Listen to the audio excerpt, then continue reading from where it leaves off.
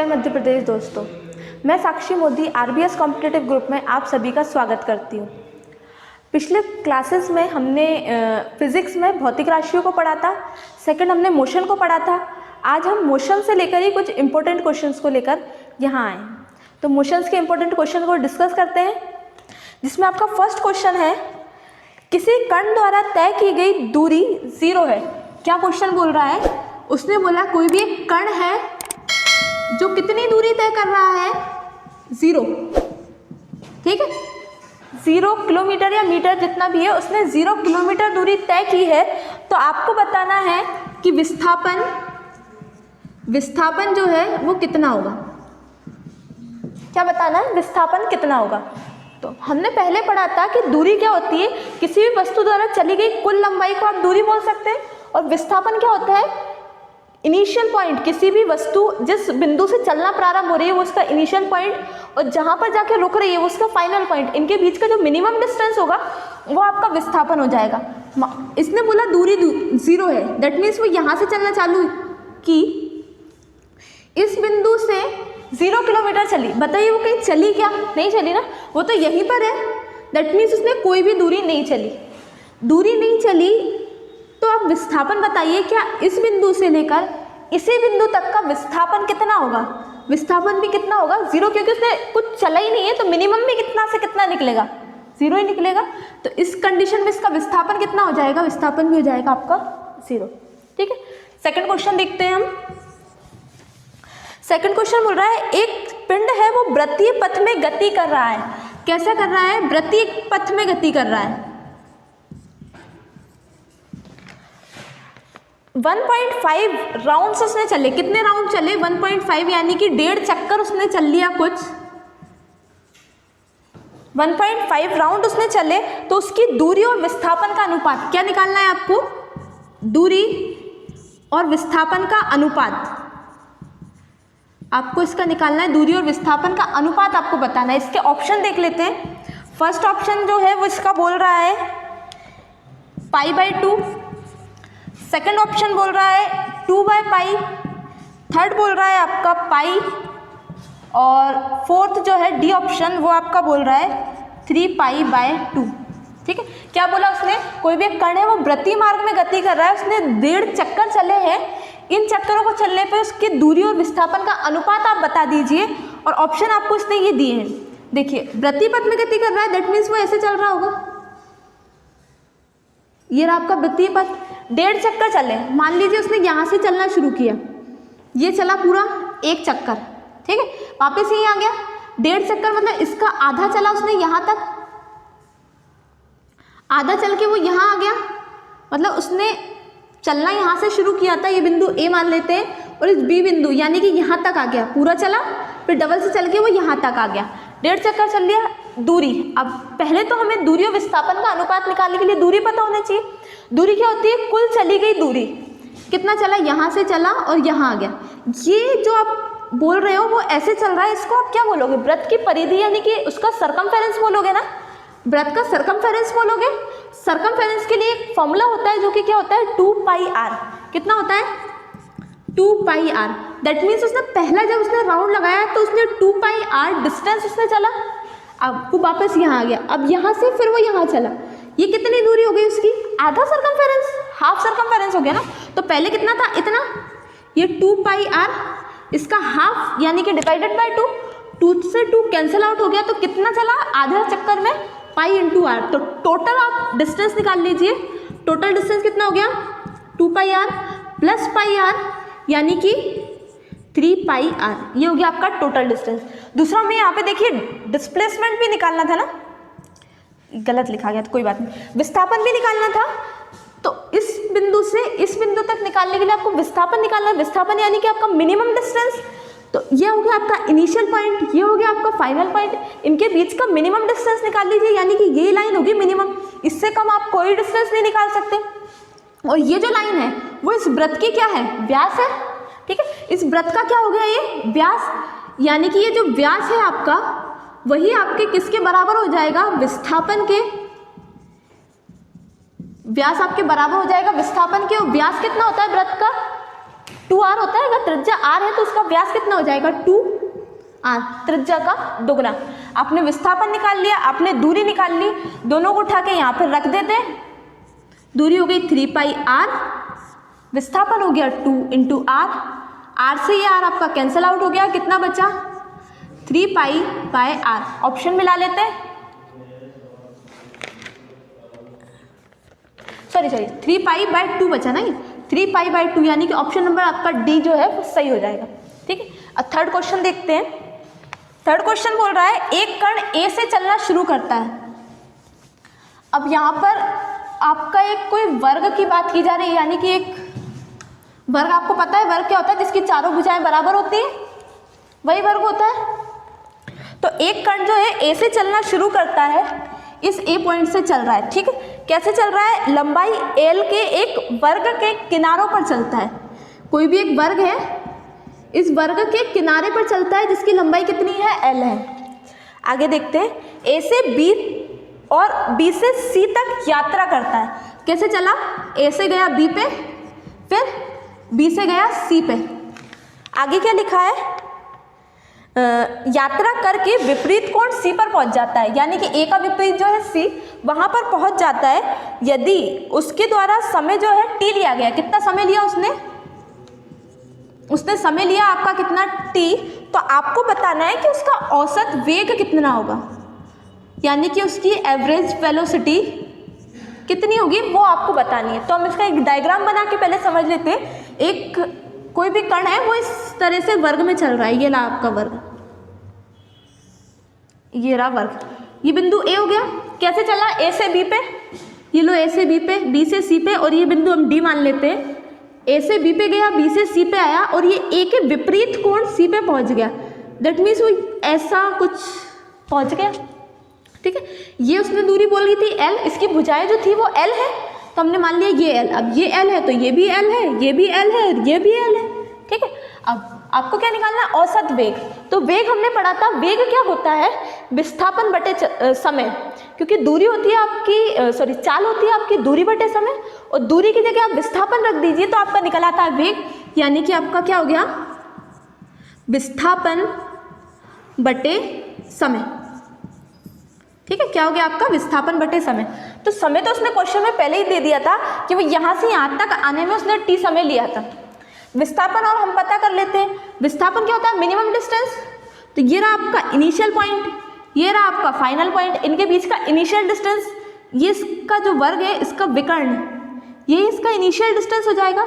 तो यानी कि आपको AC की वैल्यू पता होनी चाहिए।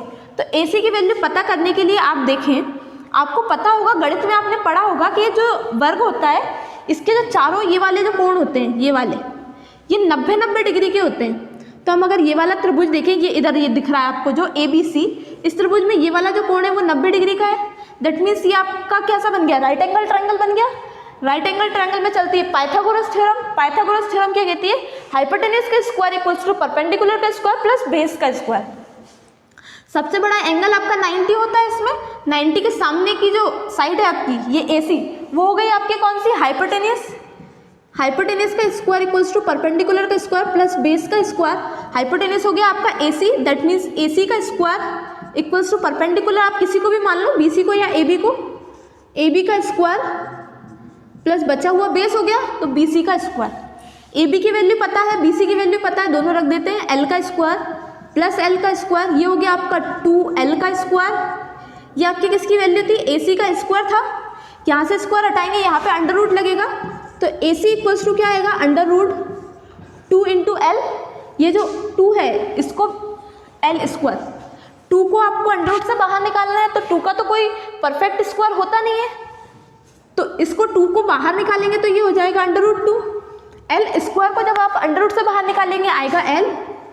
दैट मीन्स AC की जो वैल्यू आ गई आपकी कितनी आ गई, 2L। और ऐसे क्या था आपका इसका मिनिमम डिस्टेंस, यानी कि डिस्प्लेसमेंट, डिस्प्लेसमेंट यानी कि विस्थापन, विस्थापन की जगह रख दीजिए आप। AC की वैल्यू कितनी है, under root 2L upon time कितना है T। ठीक है, यही पूछा था उसने, क्या निकाल के बता दीजिए, औसत वेग हमने निकाल लिया, क्या कितना आएगा औसत वेग, under root 2L upon T। ठीक है, क्वेश्चन नंबर हम देखते हैं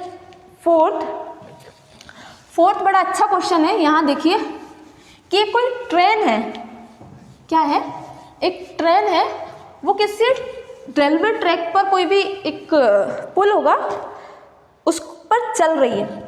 तो ये रही आपकी एक ट्रेन, बोला उसने कितनी स्पीड से चल रही है, उसने स्पीड देके रखा है, कितनी स्पीड देके रखा है, 60 किलोमीटर पर आवर, इतनी स्पीड से वो चल रही है। और उस ट्रेन की जो लंबाई है ना, ये जो ट्रेन थी ना, इस ट्रेन की उसने एक लंबाई देके रखी है आपको L, वो कितनी देके रखी है, 100 मीटर।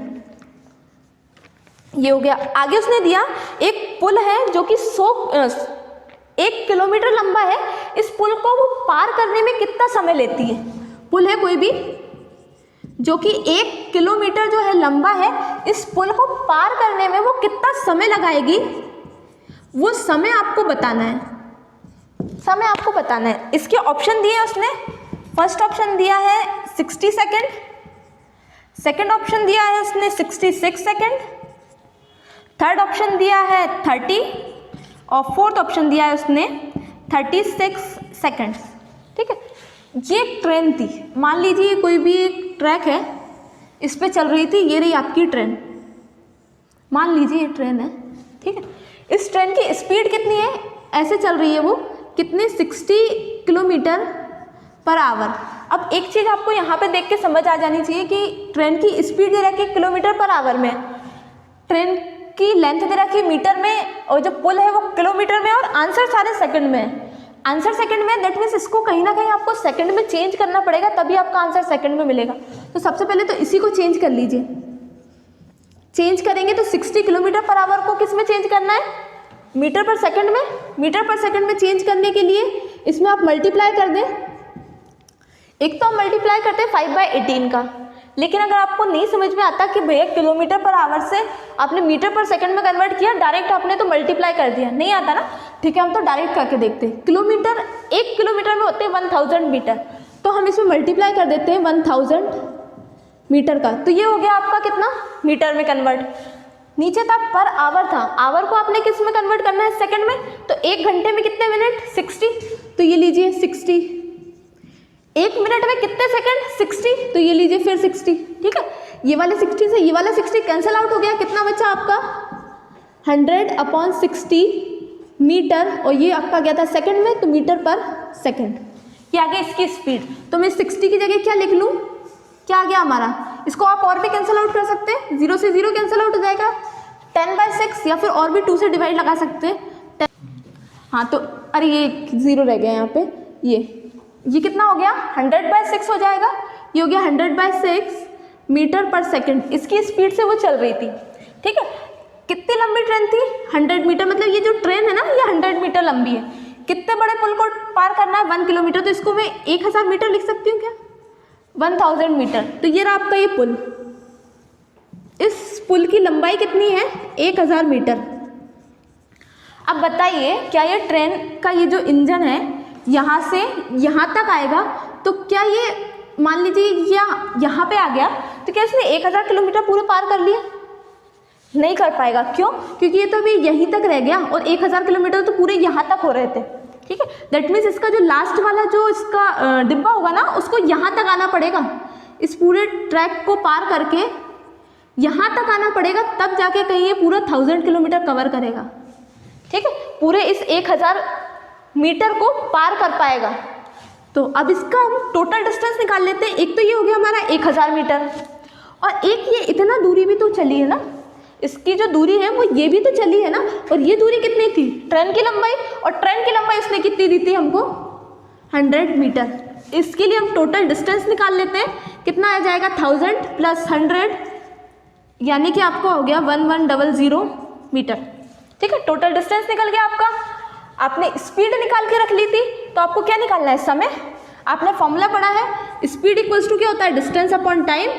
टाइम निकालना है, टाइम को यहाँ ले जाइए, डिस्टेंस को यहाँ ले आइए, तो टाइम इक्वल्स टू हो जाएगा आपका डिस्टेंस अपॉन स्पीड। डिस्टेंस आपने अभी निकाल ली, कितनी आई थी, 1100।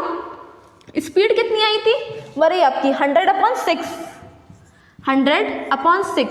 अब ये आपका एक ये वाला बड़ा वाला अपॉन एक ये छोटा, जब इसको आप ऊपर ले जाएंगे तो ये पलट के मल्टीप्लाई हो जाएगा, यानी कि ये ऐसा हो जाएगा, × 6/100 ठीक है, ये 2 0 से ये 2 0 कैंसिल आउट हो जाएंगी, ये लीजिए। ठीक है, 11 में 6 का मल्टीप्लाई कर दें, कितना आएगा 66। क्या निकाला हमने, समय, तो 66 सेकंड आ जाएगा। ऑप्शन मिला लेते हैं, 60, ये रहा हमारा 66, that means option number B हमारा सही हो जाएगा। ठीक है, तो ये था आपका एक अच्छा क्वेश्चन था। इसके बाद नेक्स्ट क्वेश्चन देखते हैं। तो नेक्स्ट क्वेश्चन में आपको क्या बोला है उसने कि 2 कण हैं ए और बी, इनके लिए विस्थापन समय ग्राफ उसने देके रखा है कि विस्थापन समय जो ग्राफ बनता है वो 30 डिग्री और 40 डिग्री का बनता है। आपको पता हो तो मैं बता देती हूँ कि विस्थापन समय जो ग्राफ होता है ना, वो हमेशा एक स्ट्रेट लाइन बनेगी। कभी भी आप बना लीजिए विस्थापन और समय के बीच में ग्राफ, वो एक हमेशा एक स्ट्रेट लाइन देगा आपको। ठीक है, इस टाइप से बनेगा आपका विस्थापन और समय के बीच में ग्राफ। क्या दिया है उसने कि कोई भी 2 कण है, तो ये रहा एक कण ए और एक कण बी।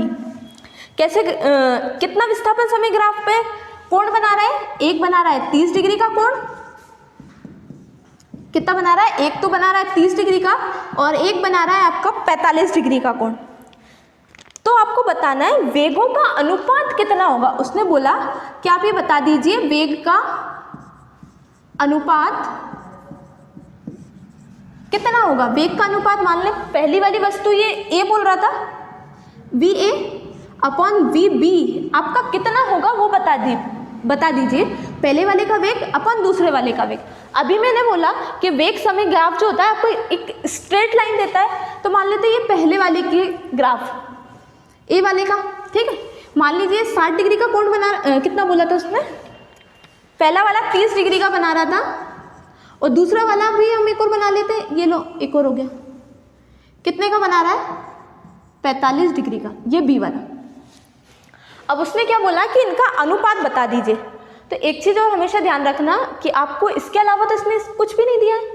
जो आपका ये ग्राफ होता है ना स्ट्रेट लाइन ग्राफ, इसका जब आप स्लोप निकालेंगे ना, स्लोप क्या होता है इसकी ढाल, जो आप इसका स्लोप निकालेंगे ना तो वो हमेशा वैल्यू जो देगा वो tan थीटा में देगा। क्या देगा, इसका जब भी आप स्लोप निकालेंगे ना तो वो उसकी वैल्यू किस में देगा, tan थीटा में देगा।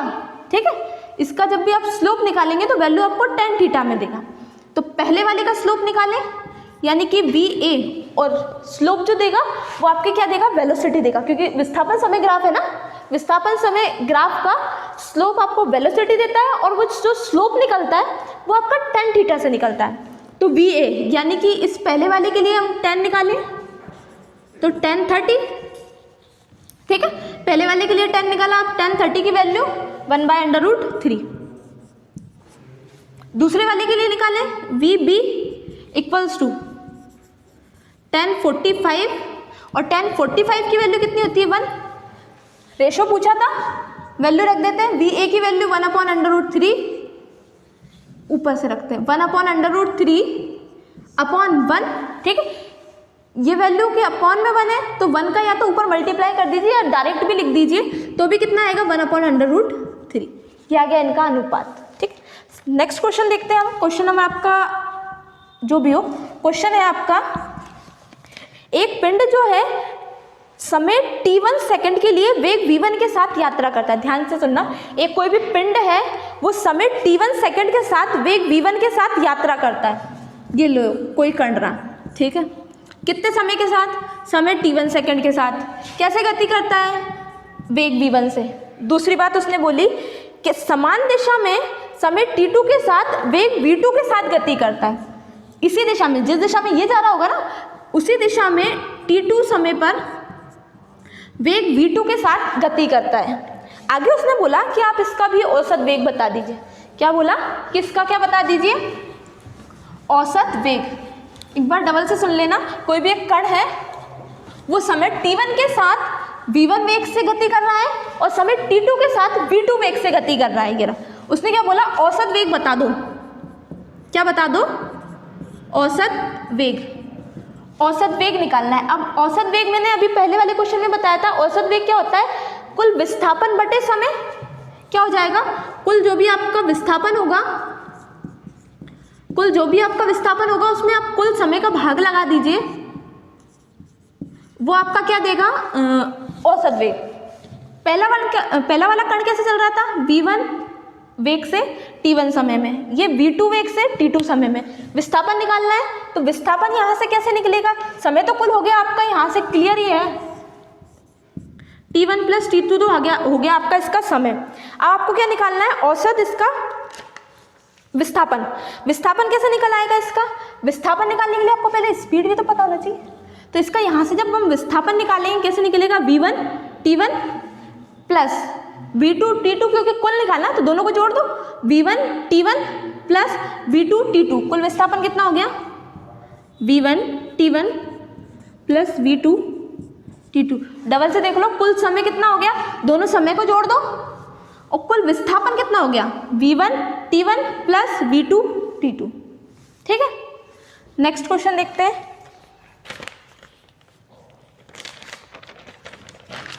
हाँ, अब आपका एक कोई गेंद है,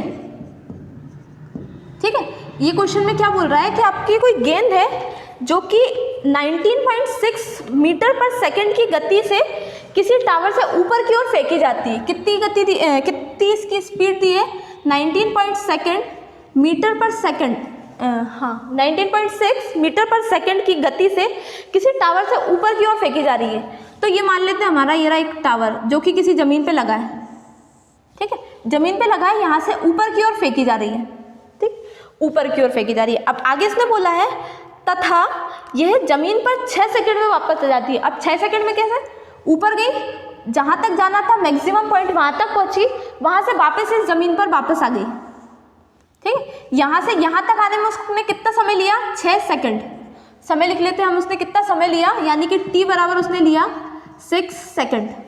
ठीक है, आगे उसने पूछा है कि मीनार जो है उसकी ऊंचाई बता दीजिए। क्या बता दीजिए, जो मीनार है उसकी ऊंचाई बता दीजिए आप। ये जो मीनार है ना, या फिर हाँ आपकी जो मीनार या फिर जो भी टावर है इसकी ऊंचाई बता दीजिए। इसको हम h मान लें, तो हमें h को बताना है कि h जो है वो कितना हो गया। तो इन क्वेश्चंस में लगते हैं आपके न्यूटन के समीकरण, जो हमने कल 3 समीकरण पढ़े थे। पहला पढ़ा था v = u + at, सेकंड पढ़ा था s = ut + half at², third पढ़ा था हमने v² = u² + 2s। उनमें से ही आपके समीकरण लगते हैं। तो यहाँ बताइए आपको क्या निकालना है, इसकी दूरी, ठीक है, दूरी निकालना है। क्या दे रखा है, इसका वेग दे रखा है जिस वेग से इसको फेंका गया था। अब एक चीज़ बताइए, क्या ये वाली जो वस्तु है, ये तो u की वैल्यू हो गई, क्लियर है, इस वेग से फेंका था। ये बताइए क्या ये वस्तु ऊपर गई और नीचे आई, क्या नीचे आने पे इसका वेग कैसा हो गया होगा, वेग जो है इसका कितना हो गया होगा, बढ़ता है वेग जब भी ये नीचे नीचे आती है। तो हमें लास्ट का वेग तो नहीं दे के रखा, ठीक है, तो इसमें हमें s यानी कि डिस्प्लेसमेंट हमें पता करना है, यही पता करना है ना, s कितना है, या फिर हाँ s कितना है, s कैसे निकलेगा, जो इसकी ऊंचाई होगी वही निकलेगा s, ठीक है। अब आगे उसने बोला है कि इसका u दे के रखा है और t दे के रखा है। तो क्या ये समीकरण जो है s = ut + हाफ at², इसमें बताइए क्या ऐसी राशियाँ हैं जिनकी आपको वैल्यूज पता है, u आपको ये दे के रखा है, समय आपको दे के रखा है, और क्या आप a जो है यहाँ पे बता सकते हैं a कितनी है। इस कंडीशन में क्या आप त्वरण का मान बता सकते हैं कितना होगा। इस कंडीशन में जो त्वरण होगी वो गुरुत्वीय त्वरण काम करेगी, क्योंकि वस्तु को हमने ऊपर फेंका है ना, और वो नीचे आई, गुरुत्वीय त्वरण काम करेगी। और गुरुत्वीय त्वरण का मान पृथ्वी पर कितना होता है, g = होता है 9.8, यही होता है ना, मीटर पर सेकंड स्क्वायर, ये होता है आपका गुरुत्वीय त्वरण का मान।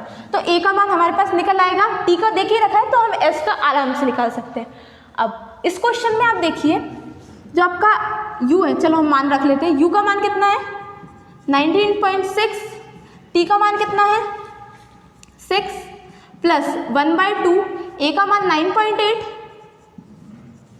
और t का मान 6 और इसका क्या स्क्वायर, ठीक है ना। ये हमने s को h माना था, यहाँ h लिख देते हैं, इन दोनों को मल्टीप्लाई कर लेते हैं, कितना आएगा,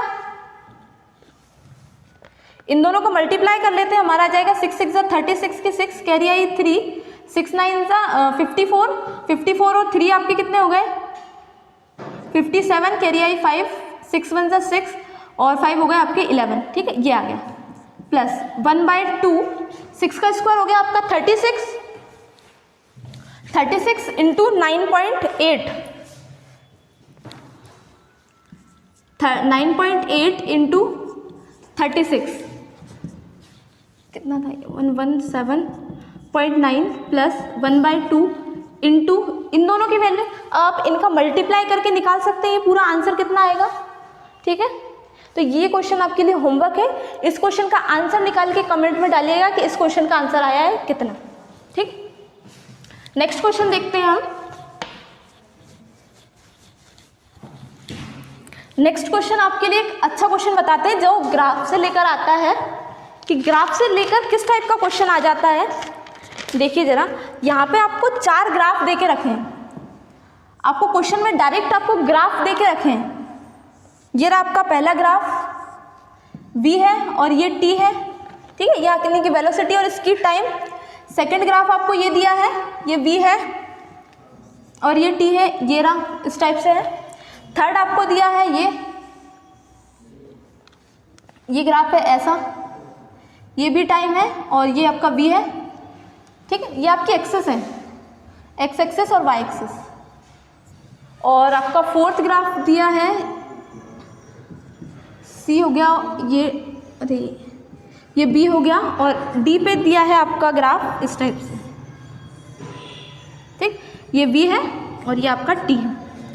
इसमें पूछा है कि इनमें से कौन सा ग्राफ जो है वो संभव नहीं है। ये 4 आपको ग्राफ दिए हैं, वेलोसिटी और टाइम के बीच में आप ग्राफ बनाइए और इनमें से कौन सा ग्राफ है जो संभव नहीं है, बन ही नहीं सकता वो किसी भी कंडीशन में। अब देखिए, ये वाला जो ग्राफ है इसमें इस बिंदु पर टाइम और इस बिंदु पर वेलोसिटी, टाइम तो आपका 0 है और वेलोसिटी यहाँ पे कुछ ना कुछ होगी, तो ये ग्राफ तो आपका बन सकता है। देखो बढ़ते हुए क्रम में बन रहा है, यहाँ पे टाइम अलग है, यहाँ पे कुछ वेलोसिटी, यहाँ पे टाइम अलग है, यहाँ पे कुछ वेलोसिटी है, ये भी बन सकता है। ये ग्राफ लगभग सेम ही है, बस यहाँ 0 से स्टार्ट हो रहा है, तो ये भी बन ही सकता है। ये वाला ग्राफ देखते हैं, यहाँ पर एक टाइम है, यहाँ पे मान लीजिए 1 है। ठीक है, 1 सेकेंड है, 1 सेकेंड पे वेलोसिटी ये है, 2 सेकेंड पे वेलोसिटी ये है, 3 सेकेंड पे वेलोसिटी, ठीक है, 4 पे वेलोसिटी। इस टाइप से इन सब सेकंड्स में वेलोसिटी तो एक ही, तो हो सकता है कोई भी गाड़ी अगर चल रही है अलग अलग टाइम पे, उसका जो वेग है समान है, मान लीजिए वो 10 किलोमीटर पर आवर की स्पीड से चल रही है और उसी स्पीड से चलती रही, कभी उसकी कम ज़्यादा नहीं है, तो ये तो बन सकता है। अब आप ये वाला देखिए, इसमें बोल रहा है कि ये रहा उसका टाइम, मान लेते हैं यहाँ पे है 5। ठीक, यहाँ पे क्या है 5 सेकेंड। इस 5 सेकेंड पे वेलोसिटी कभी तो इतनी थी, या हम मान लेते हैं 1 2 3 ये 4 इस टाइप से। एक बार वेलोसिटी 1 थी 5 सेकेंड पे ही, ठीक है, एक बार वेलोसिटी यहाँ पर कुछ थी, यहाँ पे अलग थी, यहाँ पे अलग थी, यहाँ पे अलग थी। क्या ये संभव है कि एक ही समय पे इतनी सारी वेलोसिटियाँ हो, इतनी सारी इसकी वेलोसिटी हो सकती है क्या एक ही समय पे? नहीं हो सकती, कभी संभव नहीं है ये कि एक ही समय पे किसी भी कार की वेलोसिटी इतनी सारी हो जाए। दैट मीन्स ये वाला जो ग्राफ है वही आपका गलत है। तो उसने पूछा था क्या कि इनमें से कौन सा ग्राफ संभव नहीं है, तो यही वाला ग्राफ है जो आपका संभव नहीं है, यानी कि ऑप्शन नंबर आपका सी जो है वो सही हो जाएगा। नेक्स्ट क्वेश्चन एक और देख लेते हैं हम कि वेग समय ग्राफ का क्षेत्रफल क्या दर्शाता है। तो ये आपको थोड़ा सा याद रखने वाला क्वेश्चन है कि जो वेग समय ग्राफ जो हमारा होता है उसने ऑप्शन पहले देख लीजिए। पहला तो उसने बोला डिस्प्लेसमेंट, ठीक है, सेकंड उसमें क्या बोला एक्सेलरेशन, थर्ड बोला उसने स्पीड, थर्ड क्या बोला उसने स्पीड, और फोर्थ बोल दिया उसने रिटार्डेशन। क्या बोला लास्ट उसने रिटार्डेशन। क्या बोला वेग समय ग्राफ का क्षेत्रफल क्या दर्शाता है। वेग यानी कि वेलोसिटी और टाइम यानी कि टी। तो जब वेग और टाइम के बीच में ग्राफ आप निकालेंगे ना, तो ये आपको बिल्कुल फैक्टली आपको याद रखना है कि जब वेलोसिटी और टाइम ग्राफ बनता है तो वो आपका क्या देता है एक्सेलरेशन, ठीक है। और जब आप इसी ग्राफ का आप क्या निकालते हैं एरिया, क्या निकालते हैं आप एरिया निकालते हैं इसी ग्राफ से, तो वो आपको देता है डिस्प्लेसमेंट।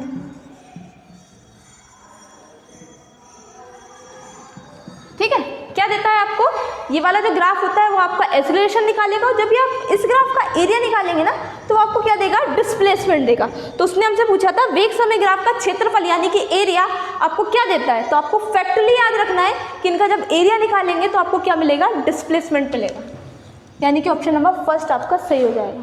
ठीक है, तो ये थे आज के क्वेश्चन। देखते हैं हम नेक्स्ट क्वेश्चन क्या बोल रहा है कि 75 न्यूटन के बल से किसी वस्तु पर 75 न्यूटन का कोई बल किसी वस्तु पर 10 सेकंड तक कार्य करता है।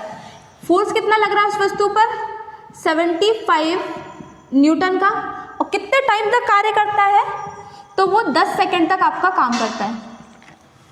आगे बोला है उस वस्तु का द्रव्यमान जो है वो 15 किलोग्राम है, उसका द्रव्यमान जो है वो कितना है, 15 किलोग्राम है। तो आपको क्या निकालना है कि एक्सेलरेशन कितना होगा, यानी कि त्वरण आपको बताना है कि त्वरण कितनी होगी।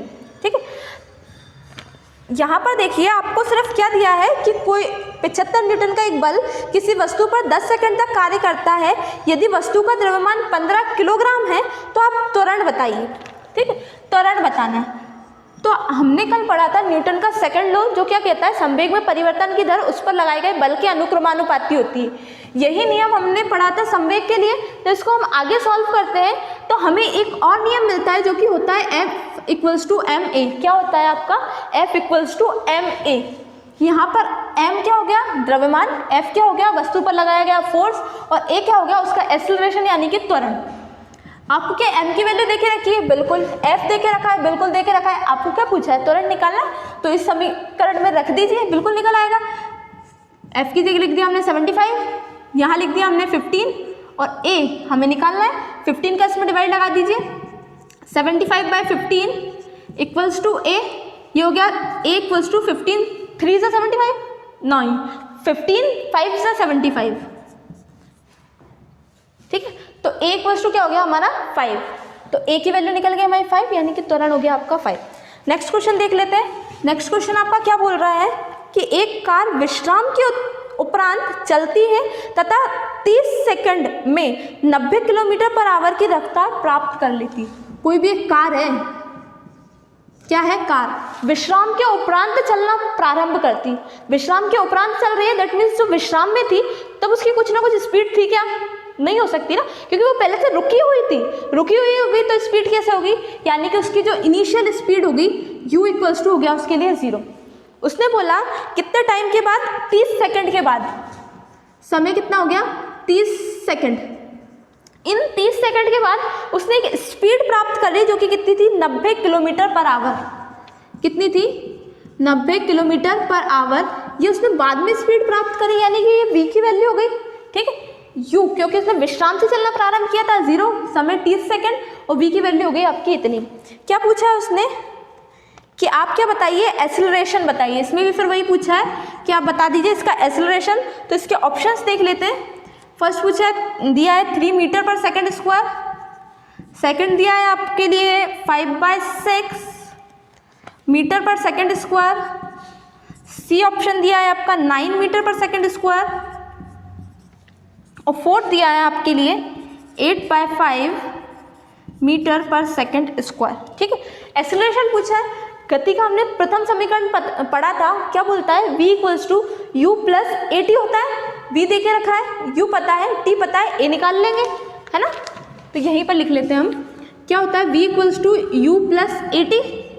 v की वैल्यू कितनी है, 90 किलोमीटर पर आवर। अब आपको इसको चेंज करना पड़ेगा। ठीक है, 90 किलोमीटर पर आवर को आपको सेकंड में लेके आना पड़ेगा, क्योंकि समय तो सेकंड में दे रखा है, और यहाँ पे सब राशियाँ मीटर में दे रखी है। दैट मीन्स इसको मीटर पर सेकंड में कन्वर्ट करना पड़ेगा। हमने पहले पढ़ा था कैसे कन्वर्ट करते हैं, 90 में हम मल्टीप्लाई कर दें किसका, 1000/60 × 60। ये 2 0 से ये वाली 2 0 कैंसिल आउट हो जाएंगे, 3 से काट देते हैं, 3 2 6 और 3 3 9। ठीक है, 2 से 3 से और कट जाएगा, 3 2 6 और ये 10, ये हो गया ऊपर 100/4। तो इसको हम डायरेक्ट लिख लेंगे 100/4, यहाँ लिख देती हूँ 100/4, और 4 का और भी आप डिवाइड लगाना चाहें तो कितनी बार लग जाएगा, 25। ये आ गया आपका 25। ठीक है, तो v की वैल्यू कितनी आ गई आपकी 25, प्लस u की वैल्यू कितनी 0, प्लस a तो आपको निकालनी है, और t की वैल्यू कितनी है 30। ठीक, तो ये हो गया 25 इक्वल्स टू 30A, 30 का यहाँ डिवाइड लगा दीजिए, 25/30 इक्वल्स टू A, डिवाइड लगाएं, 5 से कट जाएगा, 5 5 जा 25 और 5 6 जा 30, यानी कि A की वैल्यू आ गई 5/6, जो कि आपका ऑप्शन नंबर कौन से में है, ऑप्शन नंबर आपका ये है ऑप्शन नंबर बी। ठीक है, कितना हो गया 5/6 मीटर पर सेकेंड स्क्वायर। नेक्स्ट क्वेश्चन देखते हैं। यहाँ पे आपको दिया है कि एक 20 मीटर ऊंचा एक टावर के शीर्ष पर खड़ा होकर एक लड़का पत्थर को गिराता है। अब देखिए कहाँ पे खड़ा है, कोई शीर्ष, एक टावर है, टावर के शीर्ष पे खड़ा है। शीर्ष मतलब क्या होता है, एकदम टावर के ऊपर वाला जो पॉइंट होता है वहाँ पे खड़ा है। ठीक है, कितना ऊंचा है वो हमारा टावर, उसकी क्या दे रखी है हमको, ऊंचाई दे रखी है, h बोल देते हैं हम। कितना दे रखा है 20 मीटर। खड़ा होकर एक पत्थर को गिराता है और गुरुत्वीय त्वरण का मान आपको दे के रखा है, g का मान दिया है 10 मीटर पर सेकेंड स्क्वायर। किस वेग के साथ वह वस्तु जमीन को हिट करेगी वो आपको बताना है। कुछ ना कुछ वेग होगा जब वो जमीन को हिट करेगी तब उसका, और वह क्या होगा वो आपको बताना है। अब एक चीज़ मुझे बताइए, क्या वो ऐसे कोई वस्तु को लेके खड़ा था तब उसका कुछ ना कुछ वेग था क्या, वो तो पकड़ के खड़ा था ना, तो उसका कोई वेग तो होगा ही नहीं। दैट मीन्स यहाँ पे u की वैल्यू कितनी हो गई, 0। ठीक है ना, u की वैल्यू कितनी हो गई आपकी, 0 हो गई। जब भी वो नीचे आई होगी ऐसे, तो आपको एक चीज़ याद होगी कि जैसे गुरुत्वीय त्वरण के कारण क्या होता है, अगर वो यहाँ पर एक वस्तु को 0 वेग से लेके खड़ा था, तो जैसे जैसे वो नीचे आता जाएगा ना, उसमें जो v का मान होगा ना वो बढ़ता जाएगा। v का मान यानी कि उसकी जो वेलोसिटी होगी ना वो बढ़ती जाएगी, और कुछ ना कुछ यहाँ पे वेलोसिटी होगी जिससे वो इस जमीन को क्या करेगी, हिट करेगी इस पॉइंट पे आके, और वही वेलोसिटी आपको निकाल के बतानी है। अब आपको क्या क्या पता है, v तो आपको फाइंड आउट करना है, v u दे के रखा है, g दे के रखा है, और h मतलब क्या हो जाएगा उसका डिस्टेंस, ये वाला, ये कितनी दूरी तय करी, ये वाली है ना, तो 20 मीटर है ये। तो आपका गतिगत तृतीय समीकरण जो है क्या है, v² equals to u² plus 2as। इसमें देखिए s तो हो गया आपका ये दूरी, विस्थापन, a यानी कि आपकी गुरुत्वीय त्वरण काम कर रही है, इसलिए यहाँ पे a की जगह किसकी वैल्यू रखेंगे हम, g की। u की वैल्यू पता है और v हमें निकालना है, रख दीजिए सारे मान। v² इक्वल्स टू u कितना हो गया, 0 का स्क्वायर प्लस 2, a की मान कितना हो गया हमारा 10, ये 10, और s का मान कितना हो गया हमारा 20, ये लीजिए 20। ठीक है, 20 इंटू 10 इंटू 2 कितना हो गया 400, और 400 में जब आप 0 को प्लस करेंगे तो भी यही आएगा। ठीक है, तो v² की वैल्यू है ये, v की वैल्यू निकालें तो इसका अंडर रूट लग जाएगा, और 400 एक परफेक्ट स्क्वायर होता है जिसका कि स्क्वायर रूट कितना होगा 20, तो हमारे लिए v की वैल्यू निकल गई 20, और v की यूनिट क्या निकलेगी, मीटर पर सेकेंड। ठीक है, नेक्स्ट और लास्ट क्वेश्चन है आप लोगों के लिए कि यदि एक यदि एक कण का विस्थापन समीकरण आपको दिया है, ये थोड़ा अलग क्वेश्चन है, ध्यान से देखिएगा कि कोई भी कण है उसके लिए विस्थापन समीकरण दिया हुआ है, किस टाइप से दिया है देखिए, अजीबो गरीब समीकरण है हमारा, 3t³ plus 7t² plus 5t plus 8, ये आपको विस्थापन समीकरण दिया है। इसके बाद कहा गया है कि ये जो s है ना आपका मीटर में दिया है, ये जो s दिया है आपको किस यूनिट में दिया है, मीटर में दिया है। आगे बोला है जो आपका t जो है समय की भी यूनिट दे दी उन्होंने, समय किस यूनिट में है, सेकंड में है। ठीक है, समय जो है सेकंड में है, तो t बराबर 15 पर कण का त्वरण ज्ञात कीजिए। क्या बोला उसने कि t बराबर 15 पर, t बराबर जब भी 15 होगा ना तब आप कण का त्वरण यानी कि एक्सीलरेशन निकाल के बता दो। अब ये समीकरण है, इसमें कुछ भी नहीं दिया है, ना तो इसका वेग दिया है, ना कुछ भी नहीं दिया आपको, ना u दिया है ना v दिया है, सिर्फ s एक समीकरण दे दिया जिसकी भी कोई वैल्यू नहीं है। ठीक, और क्या पूछा है, एक्सीलरेशन पूछा है। तो आप यहाँ ध्यान रखना कि ये वाला जो समीकरण है ना s, इसका अगर आपने अवकलन किया,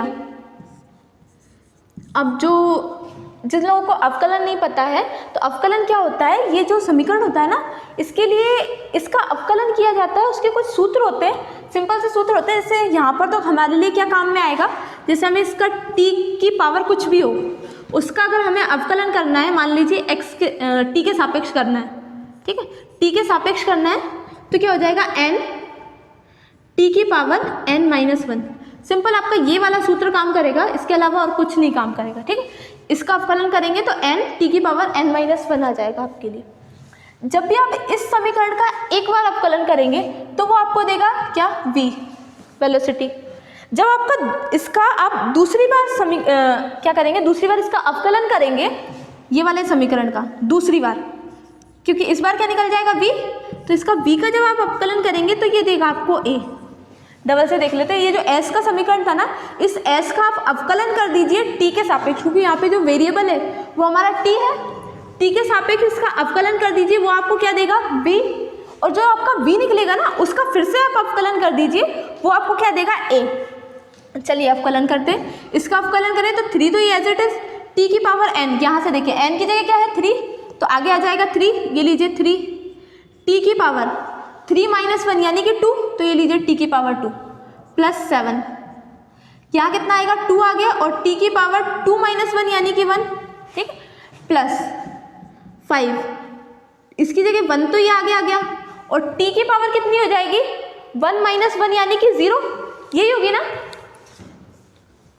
t की पावर क्या हो जाएगी आपकी 1 माइनस 1 यानी कि 0। और एक और याद रख लेना कि अचर राशि का अवकलन होता है 0, तो अचर राशि का अवकलन हो गया 0।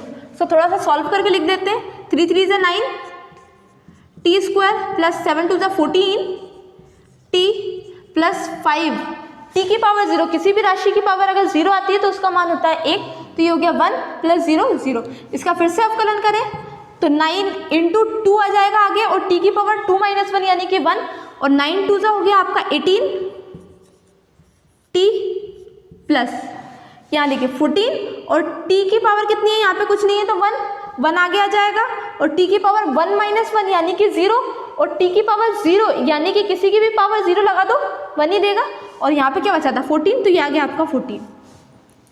ये आ गया आपका एक समीकरण, किसके लिए, एक्सेलरेशन के लिए। उसने बोला था t बराबर 15 पर आप इस कण का त्वरण बता दीजिए। t बराबर 15 बोल के रखा था ना, तो इस समीकरण में रख देते हैं हम t की जगह 15, ठीक है। t की जगह रख दिया हमने 15, तो 15 मल्टीप्लाइड बाय 18 प्लस 14, इसका आप मल्टीप्लाई कर लेना और यहाँ से इसमें 14 को प्लस कर लेना, आपका बिल्कुल आंसर आ जाएगा। और इसे भी आप कमेंट में पिन करके बताएंगे कि इसका आंसर कितना आ रहा है, ठीक है। तो ये था आपके लिए क्वेश्चंस जो कि मोशन से रिलेटेड थे। ये अगर आपको वीडियो समझ में आई हो और पसंद आई हो तो इस वीडियो को लाइक करना, शेयर करना, सब्सक्राइब करना और बेल आइकन का बटन दबाना ना भूलें।